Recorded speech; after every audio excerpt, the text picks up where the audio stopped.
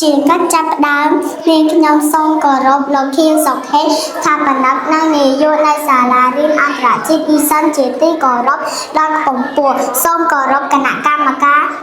លោកគ្រូអ្នកគ្រូជាទីគោរពសូមគោរពមិត្តសិស្សានុសិស្សទាំងអស់ដែលមានវត្តមាននៅទីនេះជាទីគោរពរាប់អាននាងខ្ញុំឈ្មោះកាន់គិមឆាជាសិស្សថ្នាក់ទី3ខនៃសាលារៀនអន្តរជាតិអ៊ីសិនថ្ងៃនេះនាងខ្ញុំពិតជាមានអារម្មណ៍រីករាយខ្លាំងណាស់ដែលបានចូលរួមប្រកួតអានអំណាចក្នុងថ្ងៃនេះហើយនាងខ្ញុំលើកយកអត្ថបទអំណាចមួយមកអានគឺការសម្អាតថ្នាក់រៀនសូមអង្គវេទិកាទាំងមូល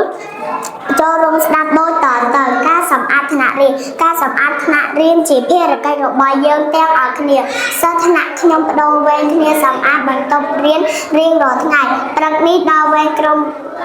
ខ្ញុំសម្អាតបន្ទប់រៀនមិត្តភ័ក្តិដែលជាសមាជិកក្រុមទាំងអស់នាំគ្នាទៅសាលារៀនមុនមកសិក្សាដោយយកអំបោសកន្ទោបនិងធុងទឹកទៅជាមួយផងពួកយើងនាំគ្នាបោកបន្ទប់រៀនជូតតុកៅអីទ្វារនិងបង្អួចអ្នកខ្លះប្រមូលសម្រាមកំទេចកំទីកាត់ធូលីយកទៅចាំក្នុងថង់សម្រាប់ថ្នាក់រៀនខ្ញុំស្អាតជានិច្ចដោយសិស្សក្នុងថ្នាក់ចូលរួមសម្អាតទាំងអស់គ្នាគ្រូតែសរសើរពួកយើងគ្រប់គ្នាជាទីបញ្ចប់នាងខ្ញុំសូមថ្លែងអំណរគុណដល់អង្គពិធីទាំងមូលដែលបានចំណាយពេលវេលាដ៏មានតម្លៃយកចិត្តទុកដាក់ស្ដាប់ការអានរបស់នាងខ្ញុំតាំងពីដើមរហូតដល់ចប់នៅពេលនេះ